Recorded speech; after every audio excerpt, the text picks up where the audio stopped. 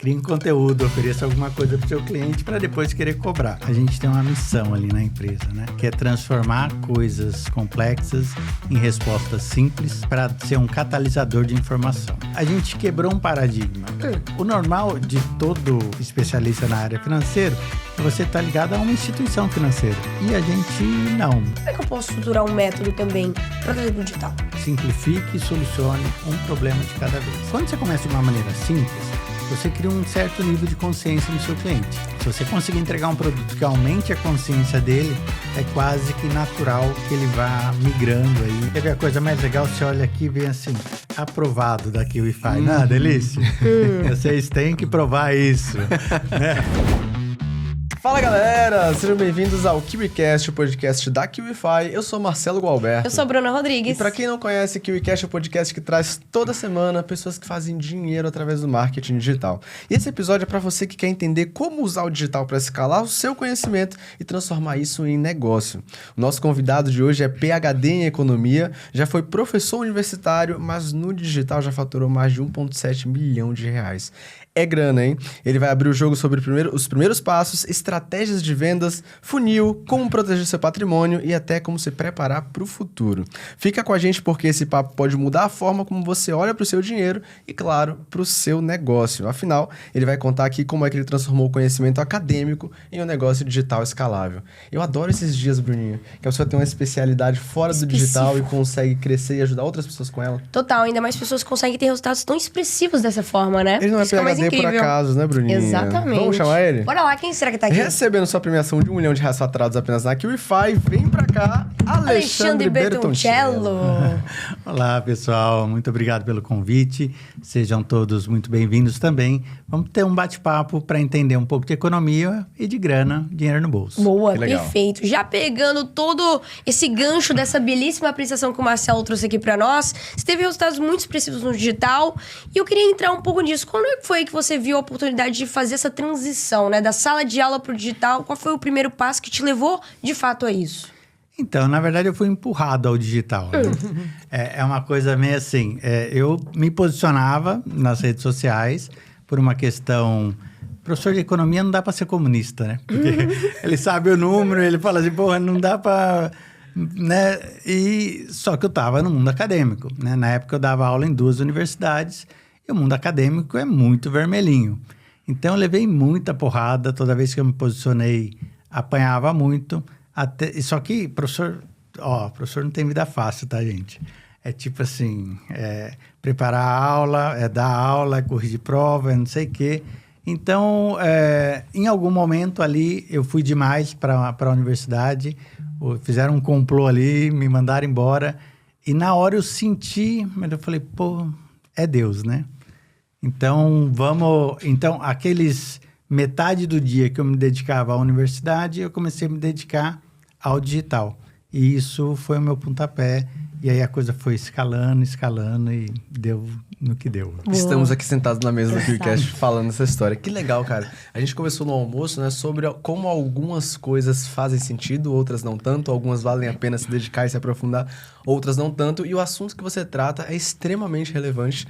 Economia é super necessário e eu não sei se o brasileiro está tão ciente disso, né? Talvez seja inteligente para aqueles que governam não terem pessoas letradas sobre esse tema, mas hoje a gente tem a oportunidade de mudar isso, né? E trazer um pouco de consciência financeira e econômica para as pessoas que vão cair aqui. Então é um dia bem especial para a gente. É uma honra ter você aqui com a gente, inclusive, e eu já queria fazer uma pergunta que é... Hoje, se você pudesse resumir de forma simples, Alexandre, qual é o seu objetivo ensinando o que você ensina, que é a economia, através do digital? Então, a gente tem uma missão ali na empresa, né? Que é transformar coisas complexas em respostas simples para ser um catalisador de informação. Legal. Essa é nossa missão. E até pensando no que você me falou, é assim, você sai do ensino médio sabendo as 3 leis de Newton, mas você não sabe fazer imposto de renda. Não é? Né? Você não sabe preencher uma DARF. Então, assim, é de propósito. Não é uma coisa sem querer, é de propósito. E aí, quando o pessoal chegava na faculdade para ter aula de economia, falava, porra, que com esse cara, com essa matéria difícil, mas é porque é de propósito. Para ser difícil, para você não saber lidar, saber o que é dinheiro, saber como funciona, aonde roda o dinheiro. Então, é uma missão árdua, mas é legal, assim. É um desafio bom. É nobre, é nobre. Não, é legal, é legal. Eu gosto, eu sou apaixonado por economia, então isso me deixa bem tranquilo de... Eu lembro que eu tirei um sabático da FATEC, né, que é a última. Eu não pedi demissão, mas eu parei em janeiro, acho que não volto até dezembro, acho que não volto mais. Mas no último dia de aula, o pessoal fez uma homenagem muito legal. Eu falei assim, cara... Valeu a pena. Se eu era chato pra caramba, eu puxava o povo, mas eles entenderam o quanto isso é importante. Que então, legal, perfeito. Muito bom. Ainda bem que existem Alexandres por aí, não é mesmo? Tomara que tenham muitos e muitos outros que passem aqui nessa mesa, viu? Mas olha, conversando com você, dá pra perceber que você era um cara muito viajado, né? Você teve outras experiências fora do país, aprendendo novas línguas, fazendo doutorado fora e tudo mais. E são, querendo ou não, experiências que te expõe ao risco, né? Então, trazendo meio que um complemento entre as vivências da vida mesmo e o digital, porque no digital, quando você resolve empreender, você tem que estar disposto a correr riscos o tempo todo, né? Um momento você tá super lá em alta, depois você tá meio estagnado, às vezes você tá em baixa. Enfim, você tem que entender isso. O que essas experiências te ensinaram sobre, de fato, tomar decisões, correr riscos, quando a gente também entra nessa questão de empreender? Bom, eu comecei a morar fora muito cedo, né? Acho que eu nem comentei, mas com 18 anos eu fui morar no Japão. No Japão, Em 1980, não tinha internet. Um pouco do traço asiático que a família da Débora tava procurando. Mas não é isso. É que assim, é loucura. Eu me casei muito cedo, tá? Não recomendo ninguém a casar com 18 anos. Mas eu casei com 18 anos. A gente tava falando Collor, prendeu dinheiro, todo mundo quebrado. Eu namorava uma menina em Marília há muito tempo. A gente se casou e foi pro Japão. Então, a minha primeira experiência foi essa. Fiquei lá 2 anos, voltei, comecei a empreender. Acabei indo para Campo Grande. Tinha uma fábrica de calça jeans, um setor de confecção. E, olha que loucura. O governo federal lançou um plano para exportação de pequena e média empresa. Aí participava do sindicato dos confeccionistas, e aí assim, vamos fazer isso. Quem sabe alguma coisa? Eu era o único que tinha morado fora, né? Arranhava no inglês, falava bem o japonês, porque afinal 2 anos lá sem internet, sem nada. E aí, o que aconteceu? Não, você vira o presidente do consórcio. Então, eu era um moleque de 27 anos, que era presidente do consórcio de exportação com um monte de empresa. Caramba! E me possibilitou assim, eu lembro que quando eu cheguei com 32, eu brincava que eu tinha um dobro de carimbo no passaporte do que idade. Aí eu falei assim... enfim, a coisa foi andando, evoluiu, acabei indo morar em São Paulo. E quando terminou esse ciclo de 8 anos, eu fui tirar um sabático e aí eu fui para a Itália. E, de novo, mudou completamente minha vida. Olha a loucura. Quando eu terminei o ciclo, no meio desse consórcio de exportação, que eu fui entrar para a faculdade. Porque antes eu não tinha grana, depois eu não tinha tempo. E aí, no meio do caminho, eu terminei minha faculdade velho já. Caramba! Bem fora do padrão, né? Completa, que eu recomendo, tá? Eu acho que faculdade é um perigo hoje em dia, mas eu recomendo fazer faculdade depois que você tiver a sua ideia formada. Que legal. Porque você vai lá e você entende que o professor não é o seu oponente, né? Você tem que tirar alguma informação. Enfim, acabei indo para a Itália para tirar um sabático e tirar a cidadania. Fiquei lá quase 6 anos. Quase meia década, sabe? Rapidinho, assim. Uma passagem. Sou apaixonado, tá? A Itália, eu brinco sempre assim, ó. Depois que eu vender mais dos 10 milhões aqui na QIFI, eu tenho um projeto Toscana. Que é o seguinte, uma cabana na Toscana, só bebendo vinho nacional. Perfeito. Mais nada. Bom vivan. Não precisa de mais nada. Feliz no simples. Mas o legal foi isso, assim, toda essa experiência, em algum momento, quando você traz, principalmente na economia, você tem uma visão sistêmica muito mais holística ali do como é que funcionam os países, o que é macroeconomia, não só a parte acadêmica, que a gente comentou aqui, quando se estuda para tirar um PhD. Mas o ponto principal você entende também de pessoas. Né? Quando alguém fala, a China. Puta, eu fui na China 2 vezes. O governo chinês é terrível. Pô, mas tem tanto chinês que tá ali lutando também para fazer o dele, sabe? De entender esses conceitos que é mais importante. Então, a vivência, quem ainda não foi para fora do país, por algum motivo, vá, tá? Você nunca vai se aposentar na sua vida. O INSS vai quebrar antes. Então, lamento informar, né? A gente tá brincando. Geração Z, vocês nunca vão se aposentar. Mas a parte boa é, por que esperar 65 anos para parar de trabalhar, ficar na frente reclamando da vida e sem saúde? Tire sabáticos de 1 ano. A cada 10 anos, você vai ter saúde. Não vai ter tanta grana, mas vai ter todo momento de viver no mundo. E quando você voltar, se voltar, volta 1000 vezes melhor do que foi. Pô, que legal. Incrível. E assim nós terminamos aqui com essa grande lição.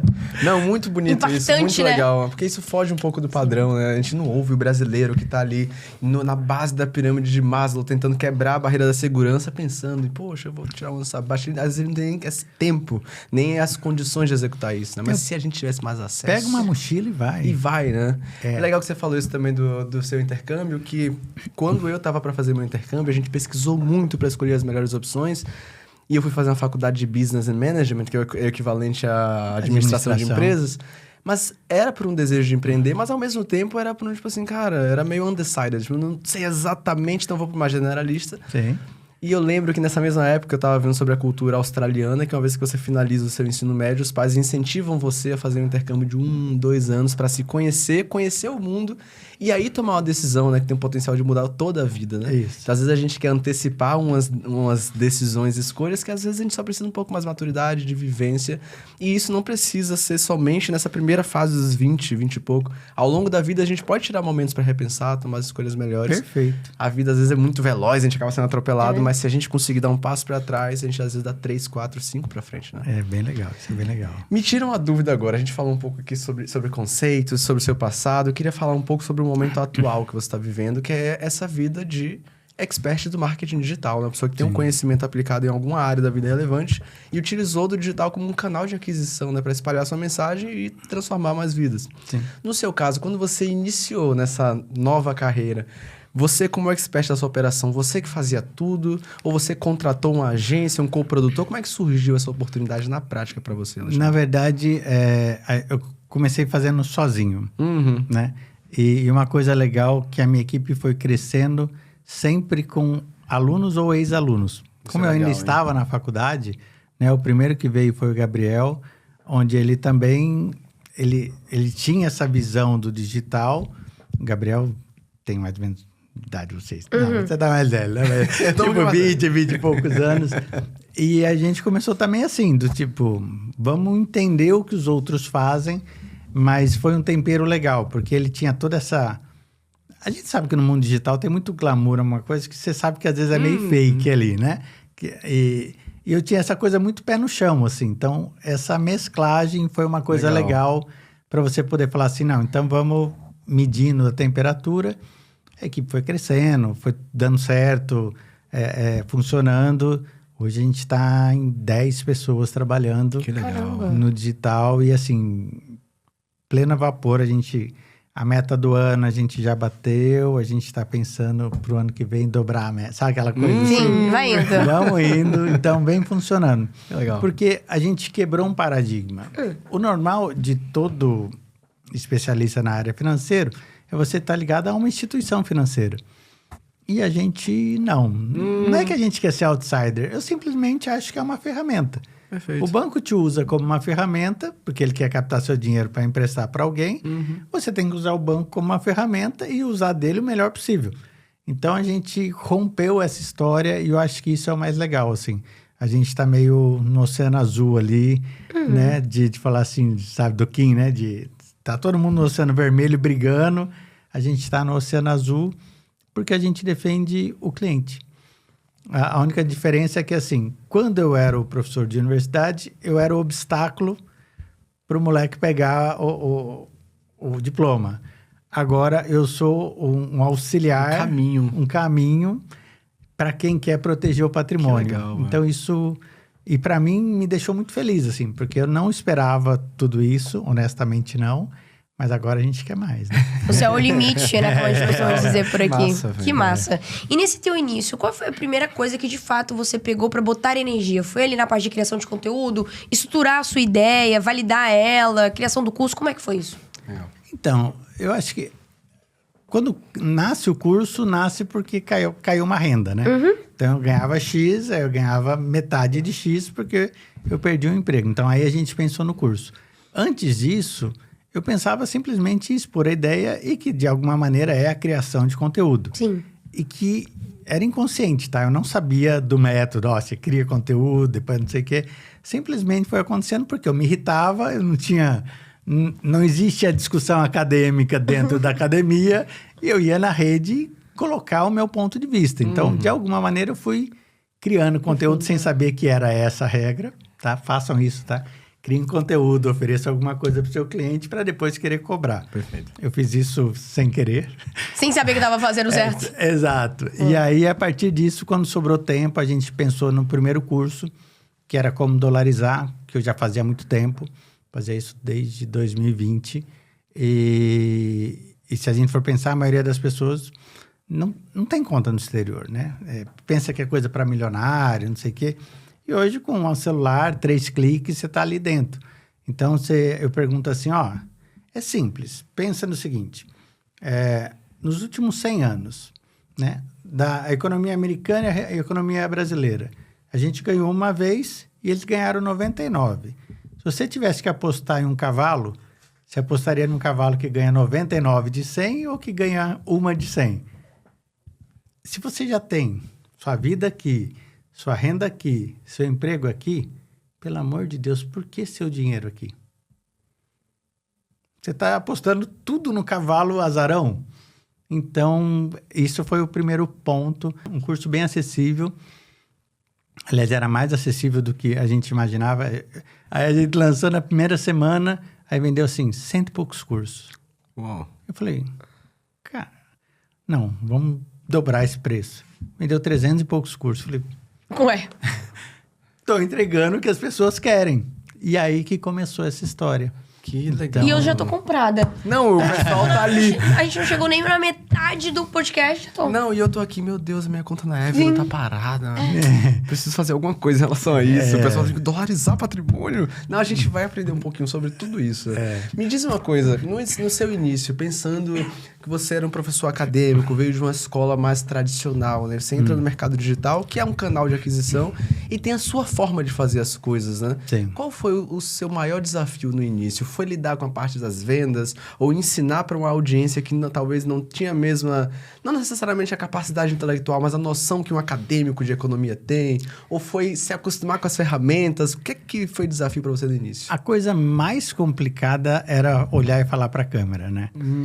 Esse é um desafio comum. Que em algum momento eu falava assim, pô, porque você tá na sala de aula, você tem 40, 50 pessoas e você tá vendo ela e as reações, né? E vamos supor, você está explicando um conceito mais complexo, a gente brincava assim, fez pescoço de frango, volta. Você sabe o que é pescoço de frango? Sim. Não, calma. Vai que é uma coisa que eu tô pensando é outra. Não, vamos lá. Quando você está explicando alguma coisa para o aluno, ele faz assim, pronto. Ele não entendeu. Aí você voltava e... Então, você tinha essa coisa ali. E eu nunca fui um professor acomodado, né? Na verdade, eu fui empresário. Por um acaso, depois eu conto até porque eu entrei na vida acadêmica. E aí, depois eu estava voltando de novo a ser empresário. E eu falei assim, mas qual que é a reação? Cadê o feedback? Isso era o mais... eu imagino. É o mais assim, né? E aí, de repente, o Instagram começou a crescer. A gente saiu, sei lá, de 2.000 seguidores para 20 mil seguidores. Eu falei, nossa, agora... E vem um monte de hater, vem um monte de sei o quê. Vem tudo junto. Vem tudo junto. Mas aquilo era o feedback. Total. É o que faltava. Perfeito. Então, eu falei assim, porra, é aqui, ó. É só dedicar tempo a entender esse processo. E aí foi. Aí depois legal. a gente vai pegando jeito depois. Sensacional. E pensando na questão da criação do seu método, como é que você de fato pegou e estruturou? Digo isso porque às vezes pode servir até de um exemplo para as pessoas que têm exatamente o que a gente está falando, um conhecimento muito específico e tá ali pensando, como é que eu posso estruturar um método também para trazer para o digital? simplifique algum processo. Tá, assim, eu tratava de uma coisa muito complexa, onde a gente colocava de uma maneira muito clara, com os mesmos exemplos que eu dava em aula, que alguém que não entendia. Então, a gente simplificava e focava em um processo. É lógico que eu tenho minha opinião política, é lógico que a gente gosta de literatura, que a gente estava falando antes, é lógico que eu gosto de astronomia, é lógico que... Mas eu falo especificamente de macro e microeconomia e o impacto nos investimentos. Ponto. Né? É que isso tem desdobramentos e nível de consciência. Porque quando você começa de uma maneira simples, você cria um certo nível de consciência no seu cliente. Quando ele fala, né, tô com a minha conta da Evelyn parada, pô. Aí tem alguma coisa que você vai ali e coloca. Quando ele atinge isso, ele fala, tá, e depois? Né? Quando aí você consegue entregar uma coisa mais complexa, né? E a gente criou um curso ao vivo, mais complexo, cheio de coisa, e que algumas pessoas conseguem seguir, e outras não. E a gente entendeu que isso também não era um problema, porque a questão era atingir a consciência, a pessoa viu a dor, alguns partem para uma carteira e outros são extremamente estudiosos. E tudo bem, eu estou solucionando o problema. Então, assim, a grande segredo é simplifique e solucione um problema de cada vez. Legal. Pode ser de amarrar um tênis, resolver sobre investimentos ou, sei lá, fazer caneca. Não importa, é um de cada vez. Legal. Inclusive, você falou sobre trazer consciência, né? Utilizando o KiwiCast como uma porta de consciência para as pessoas, para quem acha que a economia é uma coisa distante, Alexandre. Como é que a economia impacta o nosso dia a dia? Talvez a pergunta seja como é que não impacta, né? Porque é verdade. Eu acho que esse é o ponto, né? Para todo mundo que está ouvindo, a consciência de como funciona a economia e como isso vai afetar a sua vida, a sua qualidade de vida, é tudo, né? Vocês fazem um papel excepcional nesse caso. Vamos entender assim, ó. Desde o pãozinho que você compra, ao investimento que você faz. Aí, quer ver um conceito que que as pessoas, às vezes, acho que é a primeira ou segunda aula do Masterclass que a gente faz, que elas falam assim, o que é seu salário? Deixa eu mudar o que é salário de vocês? Salário? Caraca! Eu acredito que salário é o retorno proporcional à força de trabalho que eu entrego. É um termo quase paulo freireano, hein? Vamos entrar no conceito mais capitalista. O que é o seu salário? Bom, agora você pegou a gente, eu jogo pra ti de volta. Eu quero tentar mais uma. Quanto mais capitalista, salário são os dividendos do meu investimento em tempo. Tempo, exatamente. Ó, vamos pensar assim. Eu sou um empresário, cresci até aqui, não tenho mais tempo, eu compro o seu tempo. Né? E o seu tempo, o seu salário está proporcionalmente ligado ao problema que você resolve do meu tempo. Ninguém dá salário porque gosta. Dá salário porque alguém resolve um problema, né? O nosso maior escassez é tempo, o salário é o quanto de problema você resolve naquele determinado tempo. Quem resolve mais problema tem um salário melhor, quem resolve menos problema tem um salário menor. E aí as pessoas falam assim, nossa... Aí você fala, tá, e o que é investimento? É guardar, é poupar, não vou mais colocar... não sei o quê. A gente preocupado de falar isso. Não, virou Sim. aula Não, agora, mas eu gostei, né? cara, eu adorei. Foi interessante, sim, botou pra eu adorei pensar. a provocação. Você pode jogar mais que a gente Não. Aí você fala assim, investimento, na verdade, é um projeto de alguma coisa. As pessoas, quando poupam sem um projeto, não é investimento, é poupar. Então, projeto, pensa na raiz da palavra projétil, né?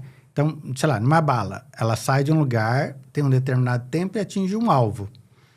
O investimento, se não tem um tempo previsto e não tem um alvo, não é investimento. E mais do que isso, todo mundo fala, investir é bom, né? Você vê um monte de... Não, gente, investir é ruim pra caramba. Investir é abrir mão do presente para o futuro. Né? Eu brinco isso porque com meu filho é assim, tem 15 anos. O que ele pensa? Final de semana. O que eu penso? Ele adulto. Então, qual é a situação? Ele trabalha comigo, tá? Legal. Ele tem 15 anos, já trabalha, é menor aprendiz e tá lá gostando. Mas qual é o ponto? É assim, ele tem que ter um projeto para conseguir saber onde quer chegar. Porque investir significa, eu gasto R$200 esse final de semana, ou eu guardo R$200, o nome dele é Israel, para pagar o Israel daqui a 30 anos. Cara, é muito mais legal gastar no final de semana. Enquanto que todo mundo fala que investir é bom, não, investir é ruim no presente, mas é bom para o futuro. E quando você tem consciência da dor, você fica mais apto a aceitá-la. Então, você junta o que é salário com o que é investimento, depois qual é o seu propósito. Sem isso, a gente não é investidor. Legal. Então, é muito... E que é um conceito que a gente não discute na sala, né, na janta. Se você não... Verdade, 0%. Não é comum isso. Na mesa do brasileiro, ao menos, não é comum. Então, isso foi a grande diferença. Então, quando as pessoas entendem, e alguns percebem, falam, cara, hoje eu tenho uma grana, porque eu trabalhei melhor que os outros, transformei o meu salário em investimento para pensar no meu futuro. Fui disciplinado, né? Porque é mais fácil gastar do que... E depois, no final, isso que é o mais louco. Eu cansei de ter alunos que têm patrimônios de 5, 7, 10 milhões e não sabem investir. Eu falo, você está menosprezando toda a sua história de trabalho e de disciplina. Porque se o trabalho é fruto... Se o seu dinheiro é fruto do trabalho do seu tempo, que é a coisa mais escassa, né? E você chegou até aqui e agora você menospreza isso, você menospreza a sua história. Verdade. Investir nessa ótica se transforma em uma obrigação. Respeito a si próprio. Exatamente. Você tem que pagar você do futuro. Caramba, que legal, cara. Então, assim, foi uma coisa... E quando a gente mostra isso, fala... Aí você tem a tal do rapport, né? Do approach ali, que as pessoas falam, puta, não é que esse professor fala alguma coisa desse jeito? E aí que a gente foi crescendo por causa disso, assim. A gente não defende bandeira nenhuma, é o indivíduo, é sempre o indivíduo. E daqueles 20 mil já são mais de 340 mil pessoas só no Instagram te acompanhando. Verdade. Milhares de alunos. Olha como você impactou a vida de tanta gente. Parabéns mesmo. Inclusive, continuando nessa nossa mini aula, né, de economia. Desculpa. Não, eu gosto. prazer, é um prazer. A gente vai aqui pegar tudo que a gente consegue de você agora. Olhando para isso, quais seriam os conceitos básicos que hoje toda pessoa precisa aprender para proteger o dinheiro no bolso? Proteção. Daqueles conceitos mais anarquistas possíveis. Não confie em nenhum governo, não confie em nenhum banco. Ok. No máximo na sua mãe e do seu pai. Né? No sentido assim, você precisa ter o seu futuro e é muito comum você ter analistas, enfim... que recomendam coisas que, na verdade, não é bom. Mas é bom para aquela instituição naquele momento. Ok. Então, vamos pensar assim. Quantas pessoas estão recomendando comprar Banco do Brasil agora? Porque está barato, porque está não sei o quê. Digo para vocês, Banco do Brasil vai amargar 3 anos aí. Mas é que tem algum cliente grande dessa instituição que está recomendando, que está falando assim, eu preciso sair, eu preciso colocar meu dinheiro em algum lugar. Então, vamos pegar a Bruna, que não sabe de nada, e falar, Bruna, ó, compra Banco do Brasil, que está ótimo. Então, não confie. Faça uma análise criteriosa de acordo com o seu objetivo. Então, se o seu objetivo lá do seu projeto de investimento é de 3 anos, você comprar Banco do Brasil, em vez de você dar o tiro no alvo, você está dando tiro no pé, né? Sim. Exatamente. Então, ou outra coisa que é ótima, que eu ouço muito, eles falam assim, o cara investe lá. Fulano investiu no Banco X. Aí o investimento dele cai. Ele fala, não se preocupe, é um investimento J. Porque, tipo, cai e depois vai subir muito. Aí quando eu olho assim, eu falo, então por que ele não te falou para pegar na parte que sobe? Por que ele te recomendou na parte que cai? É porque o banco tinha outros interesses que não eram você. Tu investe em FI? Em? FI, Fundo Imobiliário. Então, eu já investi em fundos imobiliários aqui no Brasil, mas a gente tem alguns problemas. Os fundos imobiliários, eles é um aluguel, né? Para quem não sabe, você pega um tijolinho lá da Faria Lima, de qualquer lugar, e você é parte daquilo ali. Só que a gente tem 2 problemas. De 2020 para cá, o mundo corporativo mudou, né? Existe muito mais gente trabalhando home office ou coisas fechando, bancos. Depois do Drex, a gente vai ter centenas de agências bancárias fechando. Então, esses fundos vão sofrer muito. O outro é que você tem uma junção que o governo está fazendo que é terrível. A monetária, como a Selic é 15%, nem o aluguel dá 15% ao ano. Então, qualquer um que tem FII está saindo do FII e entrando em renda fixa. E o outro é que vão taxar os dividendos. Então, está cada vez menos atrativo o FII. O que eu diria, você pode investir em um rate americano, se você tem esse perfil mais conservadora, e aí faz todo sentido. Lá você vai ter 6, 7% ao ano em dólar, que é o mesmo conceito em um país mais sério. Interessante. Legal. Me tira uma dúvida hoje, pensando que muitas das pessoas que estão aqui acompanhando a gente, às vezes estão tendo o primeiro contato real com o conceito de economia, ou como é que isso impacta na vida delas, e muitos deles não são nem conscientes dos problemas, né? E talvez esse seja o nosso papel, mostrar que, existe algo aqui que talvez você não esteja vendo. Sim. Qual é o erro financeiro mais comum que você vê o brasileiro cometer, Alexandre? Trabalha muito e pensa pouco. Se tem gente com um patrimônio enorme e que não sabe como investir, é sinal que ele sabe muito bem trabalhar. Mas ele dedicou todo o seu tempo a isso e ele não sabe fazer os conceitos básicos, que é o quê?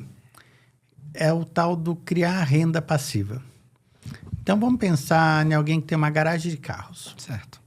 Então, ele compra um carro ali por 40, 50 mil, aí ele vai vender ele com 5, 10 mil de lucro, e ele faz a conta no final do mês e ele fala assim, ganhei 30%.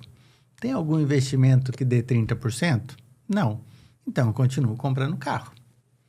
Até que em algum momento vem uma crise e o carro dele que valia tanto já não vale mais nada, ou não vende, as contas chegam e ele quebra. Aí você fala assim, por que você não gastou parte do seu tempo com a renda passiva? Que te rendia 12, 15, mas ela trabalha sem você. Perfeito. Então, se o nosso passo principal é a escassez de tempo, você tem 24 horas, tem que dormir pelo menos 6, enfim, você tem um tempo limitado para conseguir ganhar dinheiro. Enquanto que aquele dinheiro está rodando, quer ver a coisa mais legal? Você olha aqui e vê assim, aprovado da QIFI. Não, delícia? Vocês têm que provar isso. Né? É verdade, cara. Eu tô aqui no podcast, já vibrou 3 vezes aqui. Eu falei, Tá trabalhando sem eu trabalhar. Exato. Criem rendas passivas. Legal, velho. Preferencialmente mais de uma fonte. Porque isso dá a você a possibilidade de escolha.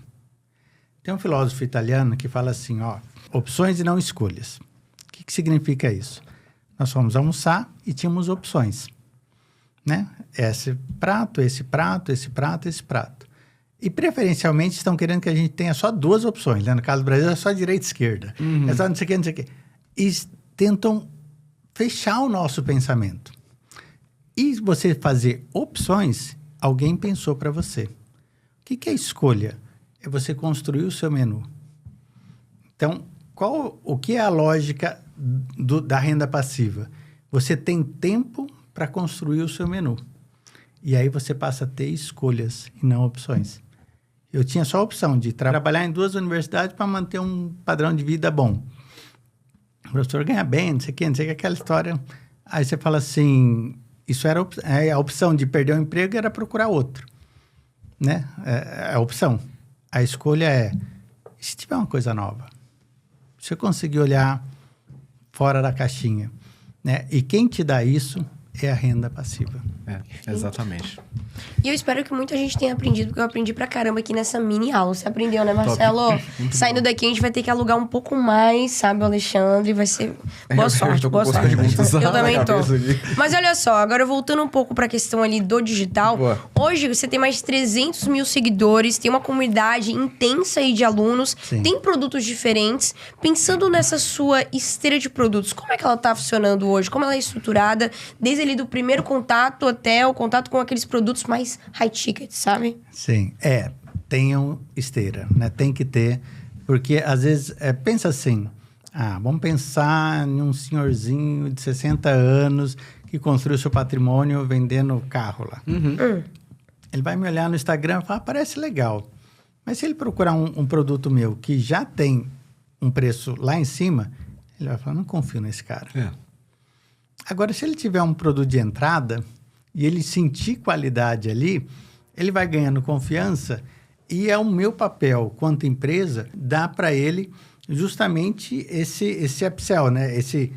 Ele comprou um produto mais barato, ele compra um produto um pouco melhor e vai adquirindo conhecimento e fazendo. Então, o que a gente tem? A gente tem a comunidade, investir em dólar, o Masterclass, a mentoria, um CFO, e aí você vai aumentando o processo e você traz dentro desse funil, né, uma segurança para o cliente, que seria quase que, sei lá, nunca vi um tênis da Nike. Hoje você dá para comprar pela internet, porque você conhece. Mas se você não conhecesse, de você ir na loja e provar.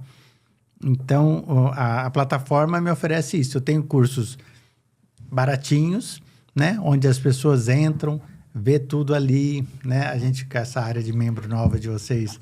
Ela é boa. Tá Sou boa. suspeito, mas ela é boa. Aí o que acontece? Você tem um curso que você comprou, você tem os outros fechadinhos, você já é esse bom. Você consegue criar uma esteira dentro de uma própria lógica daquilo. Falo sempre da mesma coisa, né? Não dá para ter culinária lá no meio, né? Mas consigo entregar isso, então a esteira é essencial. Você atrai... Não é que é porque é um produto barato que você atraiu um produto com um consumidor com baixo poder aquisitivo. Perfeito. Mas com baixa confiança ou com baixa consciência. Se você conseguir entregar um produto que aumente a consciência dele, é quase que natural que ele vá migrando aí. E aí a gente tem algumas estratégias. Eu dou cashback sempre da esteira anterior. Né? Então, isso faz com que a pessoa...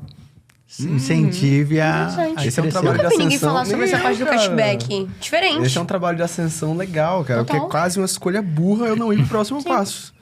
Ó, eu fui lá, comprei um negócio de 200.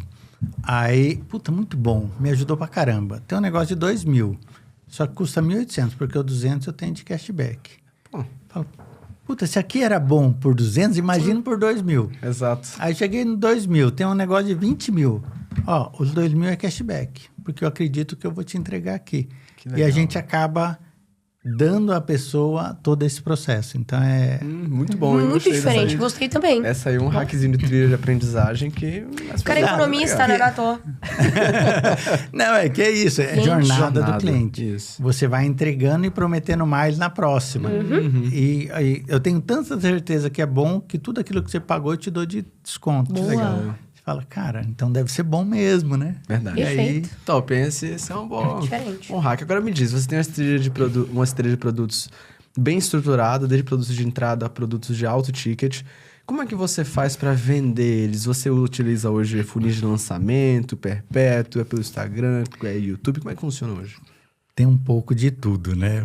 É lógico que o conceito básico é de funil, né? Onde você traz, para quem, né, tá vendo aqui agora, tá falando, ó, a boca de funil é quando você traz todo mundo, aí você vem filtrando na consciência para entregar o produto.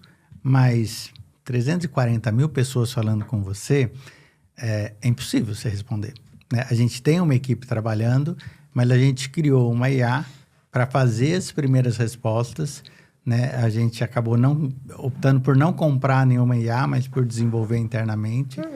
Que uma das meninas que trabalham lá era minha aluna de ADS, aí trouxe ela para dentro, aí a gente começou a conversar e a gente criou uma estrutura onde você fala assim, ó, até aqui ela se identifica, não tem falso promessa ali, ela se identifica como IA, ela responde tudo aquilo que um atendente responderia. Se ela criar a consciência no cliente, ele já vai para uma landing page para venda. Se ela não criar, ela vai para um SDR humano. Perfeito. Que vai qualificar, fazer um briefing. E depois tem os closers, né? Os vendedores mesmo, que vão lá para fechar. E aí a gente consegue entender, assim, nosso CRM ele tem essa visão mais ampla, mas é trabalho, assim. Eu imagino, ainda mais com a esteira de produtos, entender qual é o melhor produto para solucionar a dor daquele cliente específico. E que tem um fator difícil, né? Porque, inicialmente, você começa falando com alguém que você nunca viu, que pergunta de dinheiro. Que é uma coisa tão tabu na sociedade. Não é? Né? Então, assim, a gente criou, e foi sempre em roteiros AB, né? Para entender a melhor conversão. Legal. Né? Aí a gente falou, não, mas se falar isso, o cara foge. Uma outra coisa que a gente foi, entre as primeiras conversas, quando são ainda amigáveis, eu já ganho um WhatsApp dele, porque senão ele não continua a conversa. E aí, se por um acaso parar ali no meio, o SDR humano consegue entrar pelo WhatsApp. Legal. Porque nas plataformas, se for o Instagram, se você falou e ele não respondeu, você não consegue mais falar, né? Então, a gente criou todo esse pensamento e o que eu brinco sempre é assim, ó, que é meio curioso isso. Os meus clientes são eu, sem conhecimento econômico, nessa faixa de 50 anos e que tá ali e que eu conheço eles porque seria, sei lá, meu irmão, alguma coisa assim. E o normal, quando você fala de dinheiro, é desconfiar. Entre meus irmãos, eu não consigo falar de dinheiro. Né? Tipo assim, eu falo, mas eles falam, tá bom. Então, qual é o ponto? De você conseguir quebrar objeções. Tá? Eu acho que esse é o ponto principal para quem quer ter sucesso no digital, é assim, grau de consciência maior significa menos objeções. Em algum momento eles se chocam. Se você não quebrar a objeção, você perdeu todo esse trabalho. O seu funil foi lá e ele parou no meio. Então, é esse o nosso foco. Solucionar os problemas dos clientes. Como? Pegando coisas complexas, transformando em coisas simples. Senão, não dá certo. Que legal. E olha só, você trouxe no começo do podcast sobre você ter iniciado sozinho e com apenas... Sozinho, basicamente, né? Só com apenas um outro colaborador. Em que momento dentro da tua operação você começou a literalmente pensar em contratação, em gestão como um todo? Porque isso que a gente estava falando ontem, na volta do aeroporto, é uma dificuldade de vários empreendedores que estão nesse processo, né? Pensar em gestão. Então, como é que foi para você isso? Para mim, assim, como empresário, que eu já fui antes e estava ali, a gente brinca, são duas coisas importantes. A primeira é, não tenha custos fixos. Né? A regra nossa lá, assim, custos fixos são como unhas, tem que ser cortadas toda semana, senão dá errado. Então, esse é o primeiro ponto. E depois, para mim, foi ter a humildade de, sei lá, PhD, pós-doc, viveu fora, não sei o quê, de sentar com, sei lá, um moleque de 20 anos e ter que ouvir. Então, eu não tenho esse problema da tal geração Z, esse negócio, tudo. Talvez porque na academia, meu cliente tem sempre 18 anos, né? Eu passei 10 anos dando aula. E durante 10 anos, todo semestre, chegava alguém com 18 anos. Então, eu não podia envelhecer, porque senão eu era alguém que não conseguia comunicar. Então, de entender... são visões diferentes, são mundos diferentes, mas que no final, quando você consegue vender o propósito, né, e como eles já me conheciam como professor, de alguma maneira, sei lá, entenderam o projeto, aí foi legal, porque assim, eu fui aprendendo, eles foram aprendendo, então hoje a gente tem um time assim, tem gente chegando, mas assim, quem está ali já há algum tempo já pegou a cultura da empresa. Como é que a gente está aqui? Para que a gente está aqui? Para solucionar problema. O dia que não tiver problema, vai todo mundo para casa. Então, vamos solucionar? Vamos. Então, é uma molecada que eu não tenho muito do que reclamar, não. Que legal. Pensando nisso de gestão e até mesmo de gestão do seu tempo, a gente fala muito da fase inicial do empreendedor digital. Geralmente ele é o eu preso, né? Ele que cuida de tudo e aos pouquinhos ele vai conhecendo pessoas, oportunidades vão aparecendo, ele vai delegando, né? Alguns delargam, mas os que ficam delegam. Você já tem hoje uma equipe de 10 pessoas. Sim. No seu caso, quais foram as primeiras atividades que você delegou? Você falou, cara, isso aqui na minha mão tá tirando muito do meu tempo, tô saindo da estratégia, vou passar. Então, bom, inicialmente era sozinho, depois, né, o Gabriel entrou, começou a editar os vídeos, a fazer as coisas. Depois, a gente começou a entrar, quando começou os cursos, começou os problemas dos alunos, né? Então, você tinha que ter alguém para responder. A gente falou, não, então a gente precisa de um vendedor. Aí a gente acabou trazendo uma pessoa que foi nosso primeiro vendedor, e que assim, ó, você vende, mas você também você faz o pós-venda. Aí você foi alargando. Aí, quando a gente começou a entender que tinha cada vez mais demanda, a gente falou assim, não, então a gente precisa ter alguém pós-venda. E foi assim, um passo de cada vez, o desenho está feito, é como se fosse, sei lá, eu empresa, né? Dividido hoje em 10 pessoas, mas que pensa na mesma empresa. Então, seguindo a parte de Instagram e tal, que é a coisa mais terrível, tá? Qualquer um que está começando, prestem atenção. Eu não tenho mais WhatsApp, eu não tenho mais Instagram, não tenho mais YouTube, porque tá tudo na mão de ter alguém. Então, não sou eu que consigo responder mais. E aí você tem que ter essa coisa do acreditar nas pessoas. É verdade. Porque é muito difícil. É um desafio para muitos. Não é? Porque você olha assim, pô, é o meu Instagram. Exato. Agora, não é mais meu, né? É assim, mas você tem que abrir mão e alguém que vai responder por você ou como você, ou daí a sua equipe, e que pode falar um monte de besteira e é você que está ali na frente. Perfeito. Então, acreditar nas pessoas foi a parte que foi assim, aos poucos, ainda estou digerindo isso, mas foi legal, assim. Depois disso, aí se criou essa estrutura. Agora a gente está pensando muito em IA, né, até como economista. A economia americana, nos próximos 3 anos, vai criar 10 trilhões de dólares em IA. Uau. Qualquer empresa no Brasil que está fora de IA, está fora do mercado. Então, a gente vem buscando... É difícil, mas o nosso foco agora é como fazer essa IA trabalhar para a gente. E é um desafio grande, assim. Legal. Uma coisa legal que você trouxe aí, que eu consigo... Às vezes a gente traz... Sendo a QIFI uma empresa que cresceu muito rápido e tem um relativo sucesso que é visível, a gente tira muitas lições, né, do que a gente aprende aqui dentro. Né? A gente vê na operação de outros produtores como é que isso funciona. E uma dica aí de ouro é que é muito bom você crescer de acordo com a necessidade, né? Às vezes eu vejo um empresário entrando no digital e fala, não, mas eu já tenho experiência, eu já conheço esse mundo. Aí ele cria uma equipe, cria toda uma estrutura, unhas enormes, não se sustenta, né? Com custos enormes, quando na verdade o que é que eu vejo na QIFI, né? A gente foi crescendo de acordo com a necessidade. Então quando a gente não tem mais capacidade de lidar com essa atividade, aí a gente contrata, aí a gente estrutura um novo processo. Nunca antes, porque às vezes você fica imaginando coisas aí na sua cabeça, pensando que é muito mais complexo do que realmente é, e uns não se movimentam, e às vezes os que se movimentam acabam botando a carroça na frente dos bois, porque ficam com custos muito altos, unhas muito longas. Então é muito bom ir executando, né, e melhorando, otimizando a empresa e os processos no processo. Sim, tá? Essa é uma grande lição que dá para tirar. Então, empresários, não deixem as unhas longas. Exato, essa é a lição. Corte toda semana. Inclusive, a gente ia te perguntar quais seriam os conselhos que você daria para quem tá aí dando seus primeiros passos nessa questão do empreendedorismo sobre gestão. Acredito que esse é um bom caminho para se seguir, mas qual outro que você indicaria a pessoa olhar? Dentro de gestão? Isso. Bom, primeiro pessoas... Né? No final, são sempre pessoas. Existe esqueci o nome agora, mas é um de marketing americano, ele fala assim, pessoas compram de pessoas. Uhum. Né? Que é o Philip Kotler? Acho que é isso, né?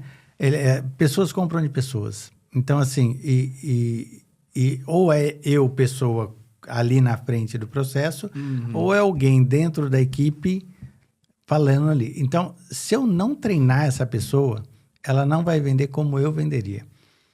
A gente usa assim...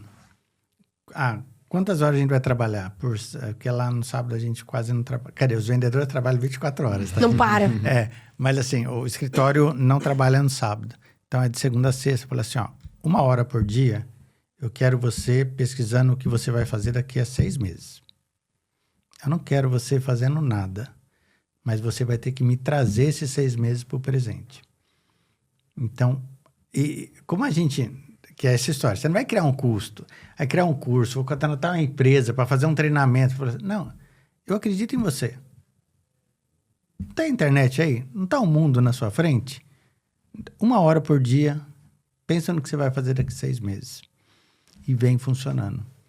Então, algumas soluções vieram da cultura da empresa de buscar o futuro.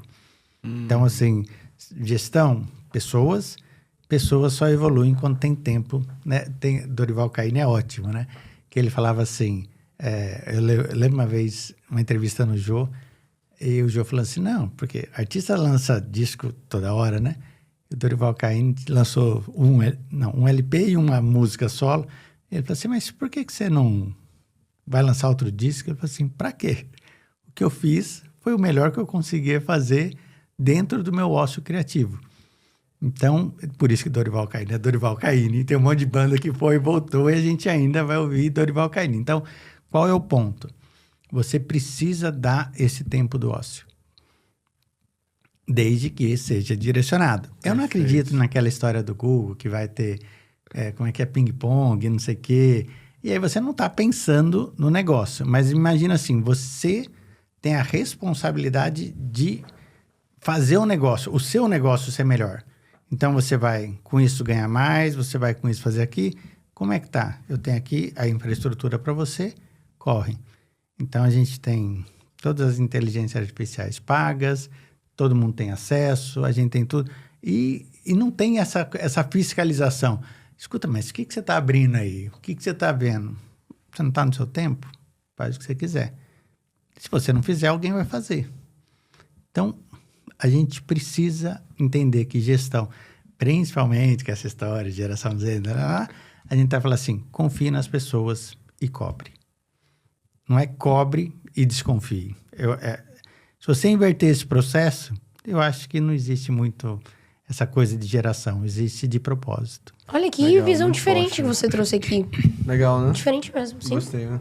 Pra gente finalizar essa sessão do nosso podcast, tem uma pergunta que a gente apresenta muito pras pessoas e pra você é quase que assim, é quase sacanagem perguntar. Tem que perguntar. Mas no caso, a gente pergunta bastante assim, como é que as pessoas que têm um conhecimento, às vezes ela tem um conhecimento em gastronomia, um conhecimento em economia que seja, como é que ela traz esse conhecimento do mundo físico e se torna ou é vista como uma autoridade no mundo digital, né? Você já veio com seus PhDs, toda a sua vivência, mas ainda assim, quando você apareceu nas redes sociais, no início eram 200 pessoas, até virar 300 e poucas mil.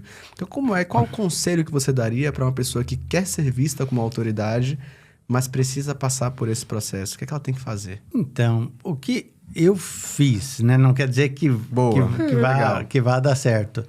Mas assim, se você for observar meus vídeos, as formas com que eu fiz, eu nunca tive corte nenhum de nada. Eu sempre fiz gravado ao vivo. Às vezes eu tossia, às vezes eu dava risada, às vezes... Mas, e sempre tentando mostrar que sou uma pessoa normal, com erros e acertos, mas que tem um propósito e que tem uma visão. E não desista. Porque qual é o ponto? Que é o que você falou, 2 mil alunos, não sei o quê. Então, eu tinha uma base um pouquinho maior, porque como eu era professor por muito tempo, os alunos me seguiam, mas nenhum era cliente. Tipo assim, ele me seguia para, sei lá por quê, mas assim... Então, o que aconteceu? Esse salto dos 2.000 e pouco para passar para 10, para passar para 50, hoje eu estou no interior de São Paulo, mas entre as 20 maiores cidades com seguidores, nenhuma está a cidade onde eu moro, né? São sempre outros lugares. Então, não desista. O digital acontece com alguma coisa chamada algoritmo, que ninguém sabe definir muito bem o que é. Há 2 semanas atrás, eu tive um vídeo que deu 9 milhões de views. Uau. Aí, na mesma semana, eu tive um vídeo que deu 3 mil views. Caramba. Não faz sentido às vezes, né? Você entendeu? Não discuta. A lógica da economia é nunca discuta com o mercado, que ele sempre está certo. A lógica das redes sociais é não discuta com os algoritmos, eles estão sempre certos. Faça a sua parte, não desista, seja principalmente verdadeiro. Né? Quantas vezes o artista, a gente viu, que hoje defende uma coisa, aí pega um print dele de 3 anos atrás e ele está falando o oposto. Então, as pessoas não querem nada falso. Sim. Elas querem algo verdadeiro. Então, seja verdadeiro, saiba do que você está falando e não desista. Perfeito. Eu acho que esse é o... Olha, acho que essa foi uma das melhores respostas para essa Total. pergunta. Não, esse podcast inteiro foi muito bom em relação às bom, né? respostas Passou e botar assim, a gente pra pensar. Total. Mas não terminamos. Não terminamos, sabe por quê? Temos agora, Alexandre, o nosso momento mais dinâmico do podcast, onde você pode fazer assim, ó, ou não. Pra algumas pessoas, ou não. Mas é o nosso momento bate-bola, jogo rápido. Vamos Vou lá. te explicar como é que Eu funciona. beber água primeiro. Bebe, Boa. alguém. A gente vai jogar perguntas aqui pra você, ó, papum. pra você responder na mesma velocidade pra gente com uma palavra ou até mesmo uma frase. Combinado? Combinado. Então fechou. Vou começar aqui. Manda. Marcelo, um erro financeiro que todo mundo já cometeu pelo menos uma vez. Achar que estava certo na hora de investir. Eu já fico mexendo. Se sua comunidade fosse um livro, qual seria o título? Desconfie de quem está do seu lado. Interessante. O que não pode faltar em um bom produto digital? Acessibilidade, resultado. Legal. Se suas aulas tivessem uma trilha sonora, qual seria? Tem num filme Budcat Sunday Skit, que é quando ele tá andando de bicicleta, Ringo's Banana Hair.